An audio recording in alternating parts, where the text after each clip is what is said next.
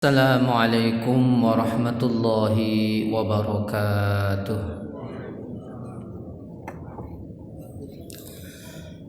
Innal hamdalillah nahmadullaha ta'ala wa nasta'inuhu wa nastaghfiruh wa na'udzu billahi min shururi anfusina wa min sayyiati a'malina.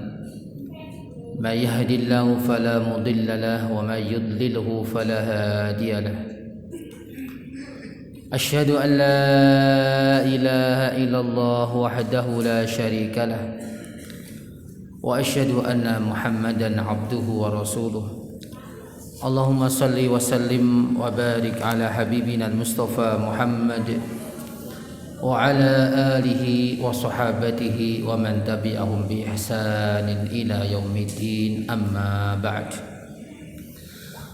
Ma'asyiral muslimin rahimakumullah.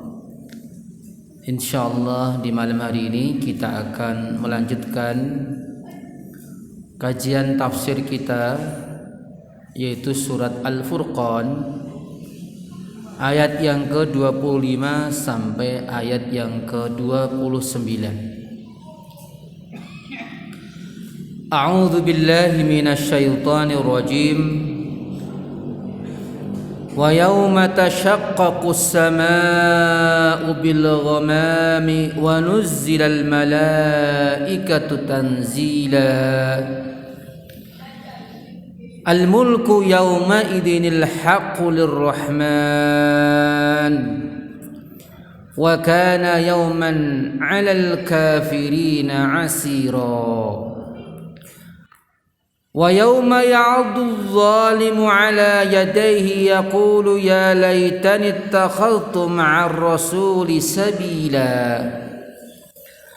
يَا وَيْلَتَى لَيْتَنِي لَمْ أَتَّخِذْ فُلَانًا خَلِيلًا لَقَدْ أَضَلَّنِي عَنِ الذِّكْرِ بَعْدَ إِذْ جَاءَنِي وَكَانَ الشَّيْطَانُ لِلْإِنسَانِ خَذُولًا.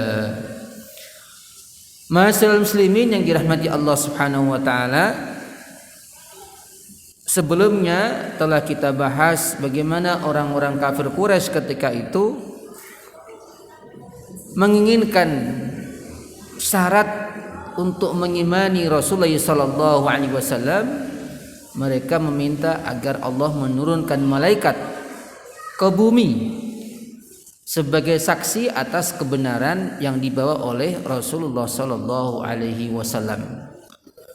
Maka Allah jawab bahwa permintaan itu Allah kabulkan kelak di hari kiamat, di mana di hari itu berbagai macam kejadian yang amat sangat berat terjadi sebagai tanda dimulainya hari kiamat. Dalam ayat ini Bapak Ibu yang dirahmati Allah Subhanahu wa taala menerangkan tentang kejadian yang maha dahsyat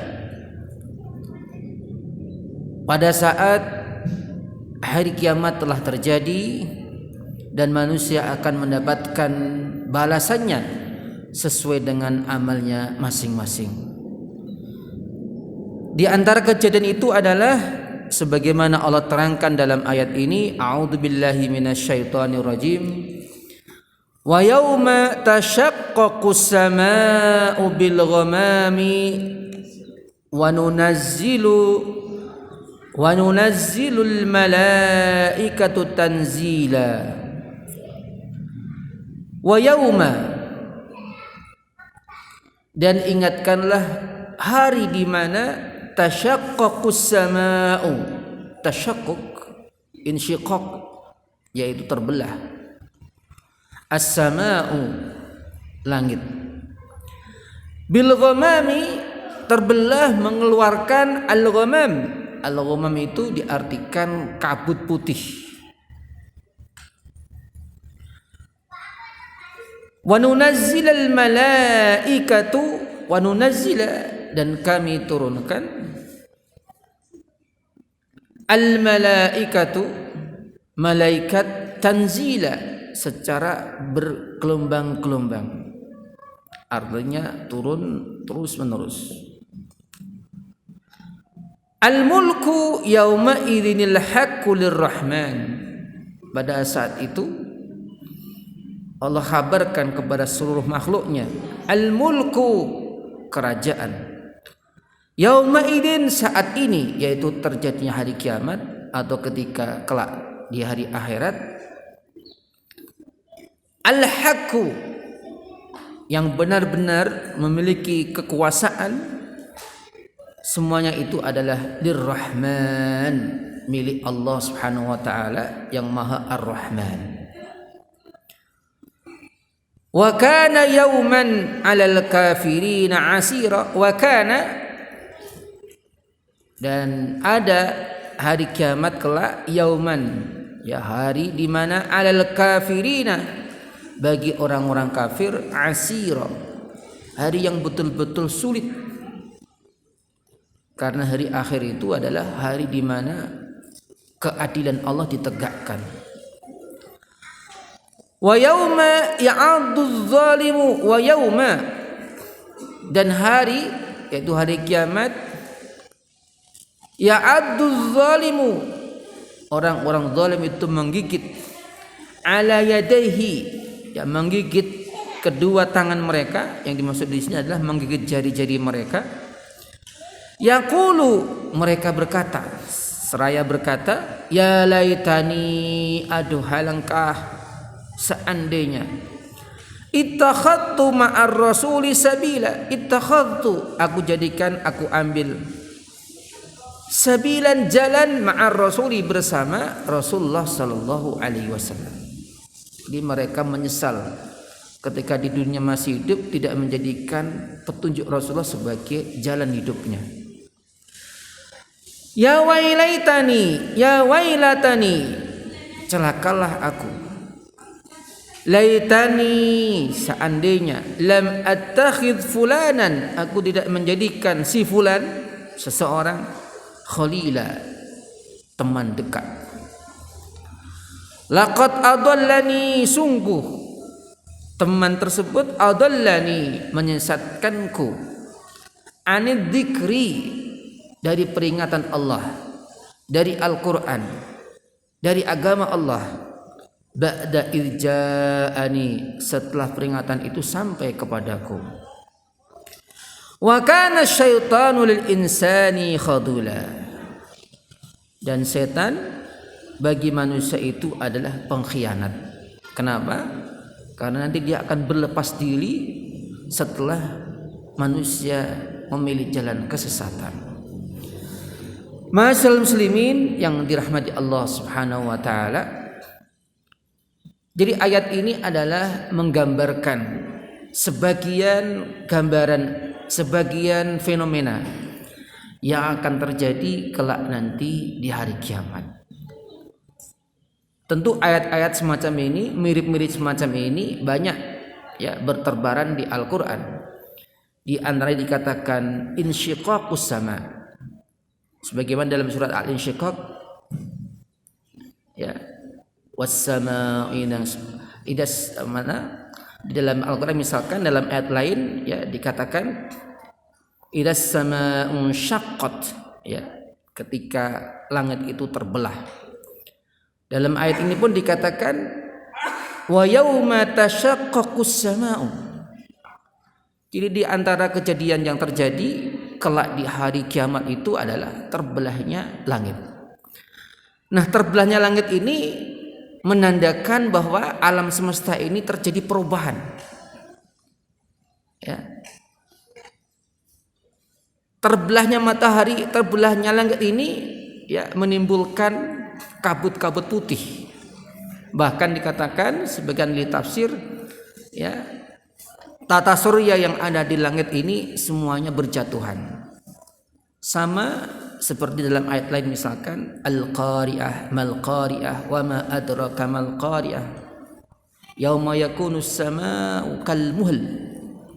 Ya, digambarkan bagaimana ya langit itu ya kal muhl, sudah digulung, tidak ada apa-apanya. Idas samaa'u kuwirat. Ya, semua gambaran ini menunjukkan ya kehancuran alam semesta. yang menandakan hari kiamat terjadi. Dan hari semacam itu pasti terjadi. Ya, bahkan para ilmuwan Ibu sekalian menegaskan hasil penelitian mereka bahwa kehancuran bumi alam semesta ini pasti terjadi, tinggal nunggu waktunya saja. Sekalipun mereka mungkin tidak beriman tentang adanya kiamat atau hari akhir, tapi secara hitungan matematik ya, mereka menyatakan bahwa alam semesta ini ada batasnya. Nah, kita sebagai umat Islam meyakini bahwa hari akhir itu pasti terjadi. Tentang kapan itu adalah urusan Allah Subhanahu wa taala.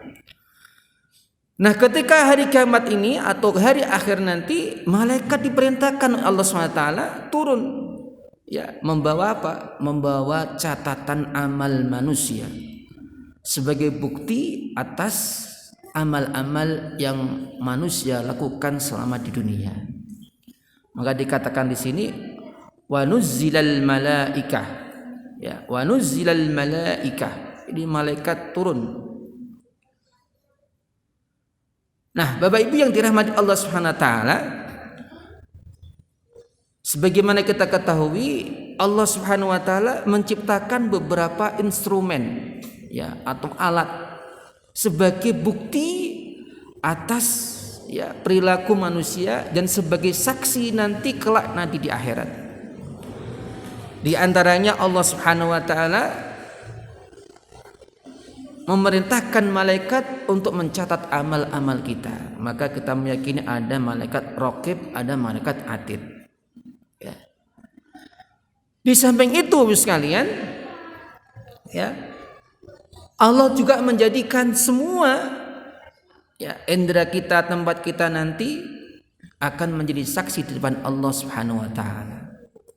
Sebagaimana dalam surat Yasin dikatakan, al-yauma nakhtimu ala afwahihim wa tukallimuna aydihim wa tashhadu arjuluhum bima kanu yaksibun. Jadi selain para malaikat yang mencatat amal kita, juga ternyata nanti kelak di akhirat mulut kita ini tertutup. Al-yauma nakhtimu, pada hari ini yaitu hari kiamat, hari penghisapan amal, mulut kita tertutup.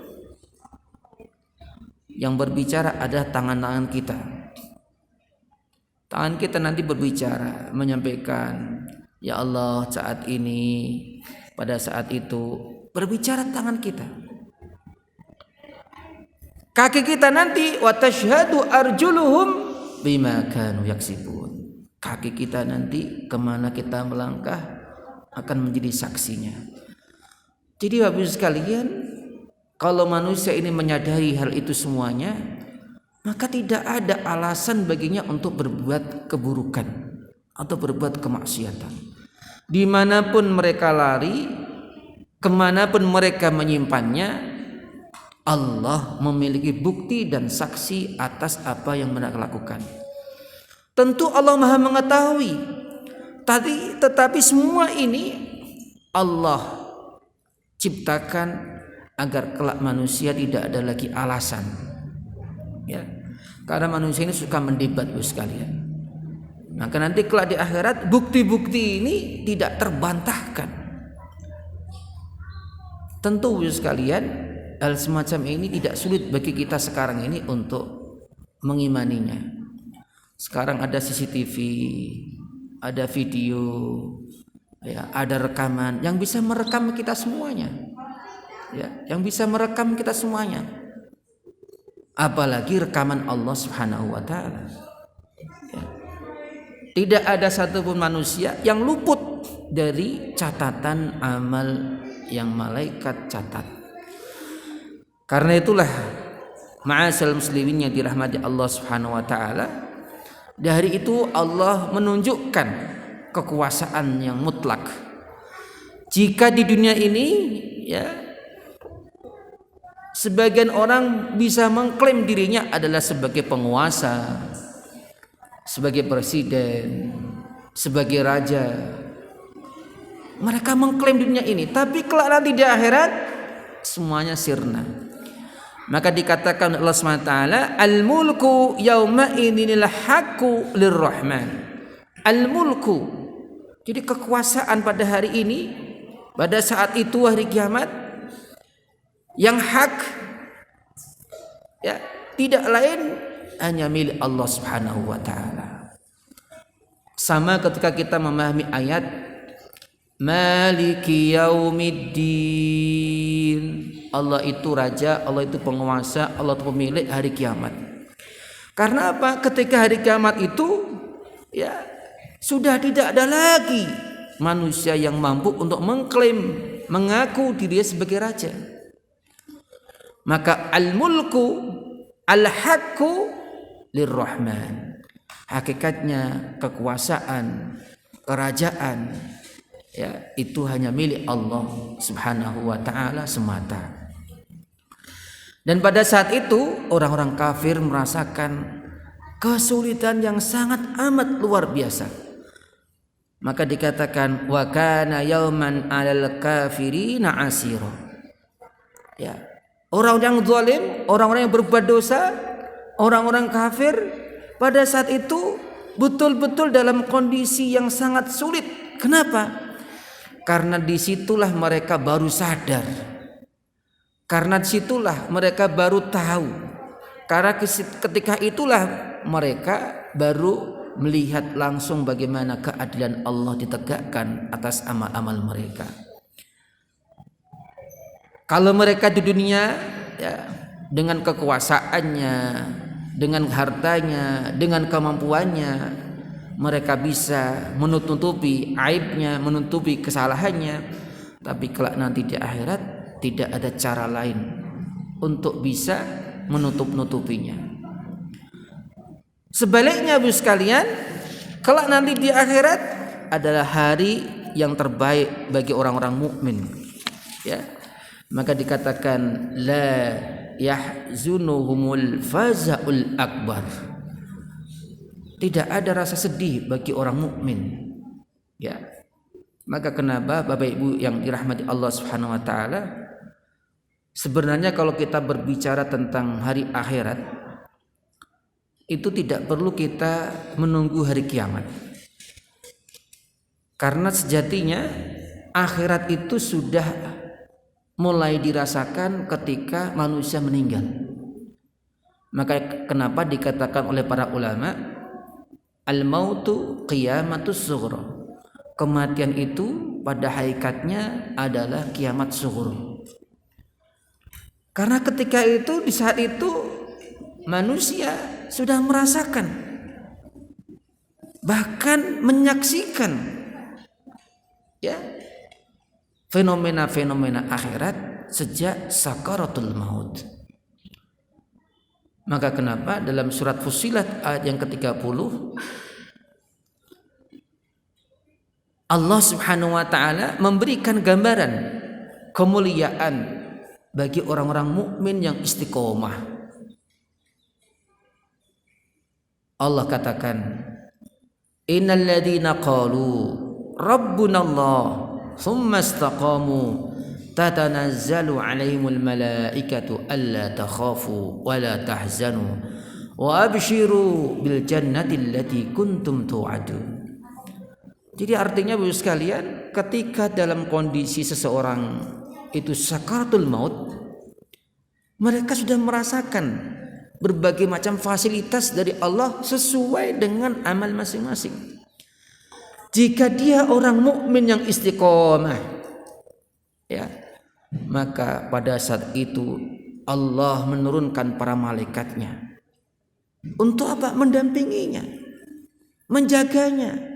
Jangan sampai detik-detik terakhir penentuan itu dia terbawa oleh godaan iblis. Itulah sebabnya kenapa Bapak sekalian disunahkan kalau dalam kondisi sakaratul maut ada di antara anaknya atau istrinya atau suaminya, orang yang dekat dengan si calon mayat ini, mentalkin. Ya, mentalkin. Talkin itu bahasa kita mengajari. La ilaha illallah Muhammadur Rasulullah. La ilaha illallah, minimal la ilaha illallah. Karena apa? Rasulullah mengatakan, "Man kana akhiru kalamihi la ilaha illallah dakhalal jannah." Barang siapa akhir daripada ucapannya mengucapkan kalimat la ilaha illallah, maka dia masuk surga. Nah, orang yang mukmin yang istiqomah ini dalam kondisi sakaratul maut, detik-detik ruh ini akan meninggalkannya, Allah buka hijab. Ya, Allah buka hijab. Hijab itu penutup kita ini, Pak. Kita ini kan masih ditutup ini. Ya, alam akhirat, alam enggak tahu semua kita ini. Hanya berita saja. Tapi nanti ini dibuka. Ya. Seperti orang yang selama ini tidur kemudian dia matanya terbuka. Maka dia melihat hakikatnya. Bagi orang mukmin maka diperlihatkan tempatnya di surga. Bagi orang yang berbuat dosa maka tempatnya adalah di neraka. Bahkan dikatakan oleh para malaikat ini, kamu gak usah sedih, kamu gak usah takut. Ya, ini gambarannya Bapak sekalian bahwa kematian itu sebenarnya adalah kiamat sughra. Sebelum nanti kiamat besar, ya, di mana manusia semua dunia dibangkitkan di hadapan Allah Subhanahu wa taala mempertanggungjawabkan amalnya masing-masing. Puncaknya adalah diberitahukan wa absyiru bil jannati allati kuntum tu'adun. Ya. Para malaikat ini memberitahukan kabar gembira. Ya, bahwa mereka ini adalah termasuk penghuni surga. Semoga kita termasuk orang-orang yang mendapatkan kegembiraan surga insyaallah. Amin Allahumma amin. Nah, sama nanti di akhirat ini juga seperti itu Bapak sekalian. Malaikat memberitahukan kepada orang-orang mukmin dan disampaikan oleh Allah Subhanahu wa taala, la yahzunuhumul fazaul akbar. Al-faza' al-akbar. Ya, kedahsyatan yang luar biasa itu semua orang gegap gempita, semuanya khawatir, takut. Masing-masing mereka ingin menyelamatkan dirinya sendiri. Bahkan rombongan manusia itu Pak, dalam beberapa riwayat dikatakan menuju kepada para nabi mereka. Di antaranya, ayo kita kepada siapa? Kepada orang tua kita yaitu Adam. Adapun angkat tangan merasa punya kesalahan depan Allah Subhanahu wa taala. Ya, kemudian ke Nabi Nuh sebagai Abul Bashar Ats-Tsani. Ya. Ayahnya manusia kedua setelah Nabi Adam adalah Nabi Nuh. Ya, karena anak keturunan sampai sekarang ini tidak lain adalah dari Nabi Nuh alaihissalam. Ya, maka disebut dengan Abul Bashar Ats-Tsani. Tapi Nabi Nuh pun angkat tangan, dia merasa ada kesalahan. Ya, sampai nanti akhirnya ke siapa? Ke Nabi kita Muhammad sallallahu alaihi wasallam. Maka ketika itulah Rasulullah menggunakan aji mumpungnya untuk umatnya yang dikenal dengan asy-syafa'ah al-kubra, syafaat terbesar. Untuk siapa? Untuk umatnya. Ya. Maka Rasulullah sujud lama sekalian sampai disampaikan kepadanya, irfa tas'al tustajab. Bangkit, mintalah dan dikabulkan. Maka Rasulullah ya memohonkan syafaat kepada umatnya. Karena itulah ma'asyiral muslimin yang dirahmati Allah Subhanahu wa taala, di hari akhir nanti penyesalan demi penyesalan ini akan muncul, akan ketahuan. Jadi kalau di dunia ini orang ya merasa berbuat dosa, membuat maksiat, berbuat zalim kepada sesama dianggap sesuatu yang sepele, tapi nanti di akhirat ya itu menjadi penyesalan. Maka dikatakan az-zulmu zulumatun yaumal qiyamah. Perbuatan zalim itu adalah kegelapan di hari akhirat. Ya. Nah, penyesalan ini digambarkan oleh Allah SWT, wa yauma ya'addu dzalimu ala yadihi. Jadi mereka menggigit tangannya sekalian, menggigit jari-jarinya. Karena apa? Begitu menyesalnya. Orang mukmin aja menyesal, Pak. apalagi orang-orang kafir. Kenapa orang mukmin menyesal kelak di akhirat? Karena merasa belum bisa memaksimalkan untuk pengabdian diri kepada Allah. Jadi mereka sudah sholat, sudah zakat, tapi ketika ditunjukkan pahala sholatnya, pahala zakatnya, Masya Allah, menyesal sekali. Aduh seandainya dulu aku perbanyak, aduh seandainya aku dulu maksimalkan, aduh seandainya dulu aku panjangkan. Oh Pak, kita kan kadang Pak ya, merasa kurang sabar, imamnya bacaannya agak panjang dikit aja. Kenapa sih kok lama ini? Padahal nanti di akhirat ketika ditunjukkan pahala kita, menyesal bang. Aduh dulu kenapa nggak ikut imam yang lama ya? Carinya imam yang cepet-cepet. Nah ini, ya mereka mengatakan, orang-orang kafir ini, orang zalim ini mengatakan, yaqulu ya laitani takhadzu ma'ar rasuli sabila. Ini Pak, menjadi dalil pentingnya kita memahami sunnah Rasulullah. Ya, karena dalam ayat ini dikatakan orang-orang yang berbuat zalim itu menyesal. Kenapa sebabnya? Tidak menjadikan jalan petunjuk Rasulullah sebagai pedoman hidupnya. Maka kenapa Bapak Ibu yang dirahmati Allah Subhanahu wa taala, Rasulullah dalam hadis yang sahih menegaskan, taraktu fikum amraini in tamassaktumuma lan tadillu ba'di abada. Aku tinggalkan dua perkara. Kalau kalian berpegang kepada keduanya, sungguh kalian tidak akan tersesat. Itu apa? Al-Quran wa sunnah Rasulullah sallallahu alaihi wasallam. Karena itulah ma'asal muslimin yang dirahmati Allah Subhanahu wa taala, dikisahkan ya terkait ayat ini dalam sebuah riwayat bahwa ada orang kafir Quraisy yang bernama Ubay bin Khalaf. Ubay bin Khalaf ini Pak, ya, dia suka mendatangi majelis-majelis Rasulullah itu. Jadi Rasulullah dakwah itu ikut datang. Tapi qadarullah belum mendapatkan petunjuk. Nah, karena dia ini suka mendatangi majelis Rasulullah, ada temannya namanya adalah Uqbah bin Ubay, ya, Uqbah bin Abi Mu'aid. Dibully Pak. Kayak sekarang kan, alah kamu sok suci, kamu ngapain ikut kajian di situ? Nanti kamu jadi gini. Pokoknya dibully Pak. Ternyata sudah sejak dulu Pak orang bully kebaikan itu Pak. Nah, akhirnya siapa ini Ubay bin Khalaf ini? Ya udah, ya akhirnya nggak mau lagi mendatangi majelis Rasulullah Sallallahu Alaihi Wasallam. Bahkan, ya, dalam satu kesempatan gantian Uqbah ini juga tertarik Pak. Jadi Uqbah ini temannya Ubay ini satu saat mengundang Rasulullah. Ya, jadi Rasulullah orangnya itu terbuka Pak. Diundang orang kayak gitu ya datang. Ya siapa tahu ada nilai dakwahnya nanti. Nah ketika itu dihidangkan makanan, Rasulullah nggak mau memakan makanannya orang kafir. Ya. Dengan syarat, kecuali dengan syarat membaca syahadat. Akhirnya mau syahadat. Nah ketahuan sama temannya tadi, si Ubay bin Khalaf ini, oh kamu udah masuk Islam ya? Ini teman deket Pak. Ya biasalah saling kayak gitu, membuli atau apa gitu.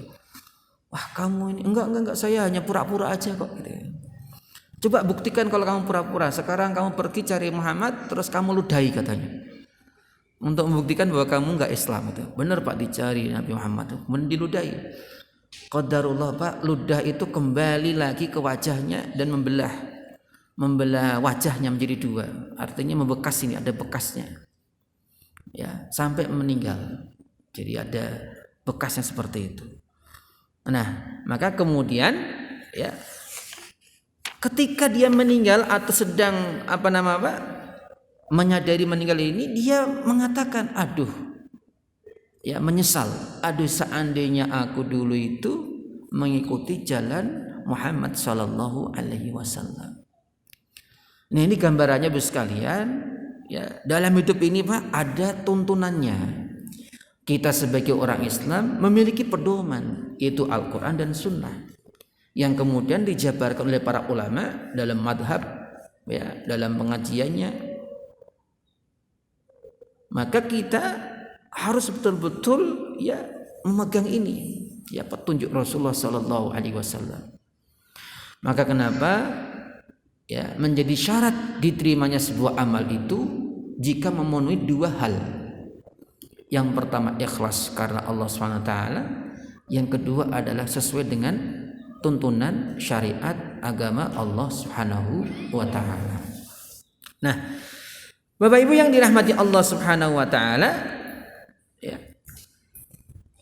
mereka pun melakukan penyesalan. Jadi digambarkan oleh Allah, ya wailata, celakalah aku, laitani lam atakhid fulanan khalila. Ini Pak, pentingnya kita memilih teman. Khalil itu teman dekat.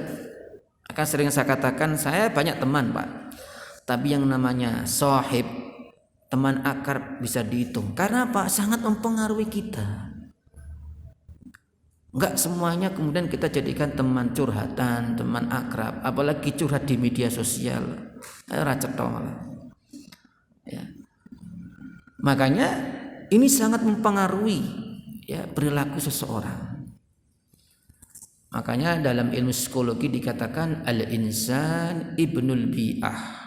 Manusia itu tergantung lingkungannya. Kalau lingkungannya kauman, lingkungan masjid, sangat jauh sekali beda nanti lingkungan yang dekat pasar. Ya. Maka pentingnya Bu sekalian, kita yang mencari dan berusaha. Karena, ya, mendapatkan teman itu bukan given, bukan pemberian langsung, tidak, tapi perlu diusahakan. Sebagaimana kita mencari ilmu, sebagaimana kita mencari rezeki, itu sebabnya mendapatkan teman yang baik itu adalah bentuk daripada rizki Allah Subhanahu wa taala. Jadi kalau kita diberi teman baik, selalu mengingatkan ketika kita lupa Allah, selalu motivasi ketika kita lagi jatuh, ya, selalu memberikan masukan nasihat yang baik. Ya, bukan teman yang baik itu bukan yang suka taktir, tidak. Tapi teman yang baik itu adalah teman yang selalu mengingatkan diri kita untuk mendekatkan kepada Allah Subhanahu wa taala. Maka teman yang baik itu Pak, bisa diketahui, teman sejati itu bisa diketahui ketika kita dalam kondisi susah, dia ingat kita.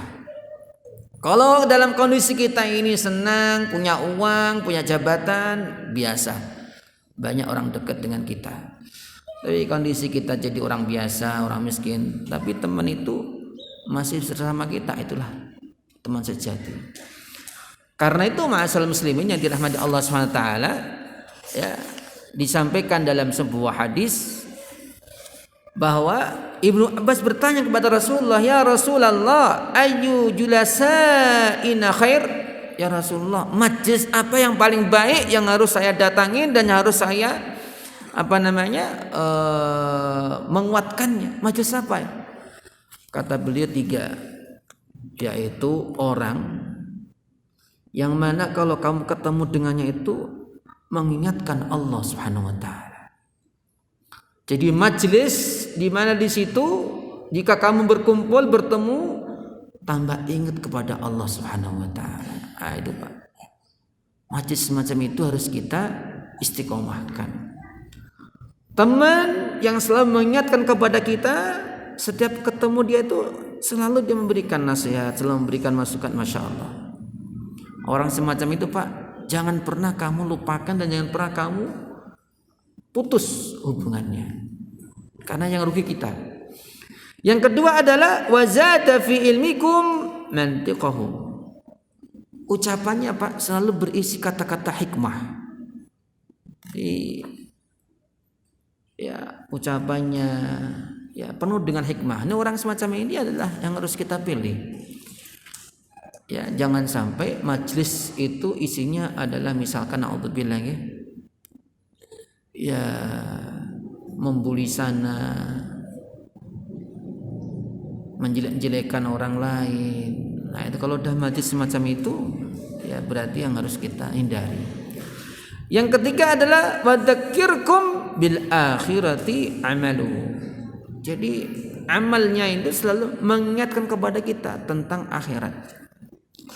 Maka dulu Bapak sekalian, para sahabat itu sukanya gini Pak, ada istilah begini, ya, hayya bina nu'minu sa'ah, hayya bina nu'minu sa'ah. Jadi para sahabat itu ya kongko-kongko dalam artian mereka saling menasihati Pak. Ketemu, ayo sini, nu'minu sa'ah, ayo kita gunakan waktu yang sebentar ini untuk mengingatkan iman kita, memompa iman kita. Maka satu saat sekalian, ada salah satu sahabat itu ketika di depan majlis Rasulullah itu sudah gak ada yang diingat kecuali akhirat Pak. Air matanya selalu menderai, ingat akhirat.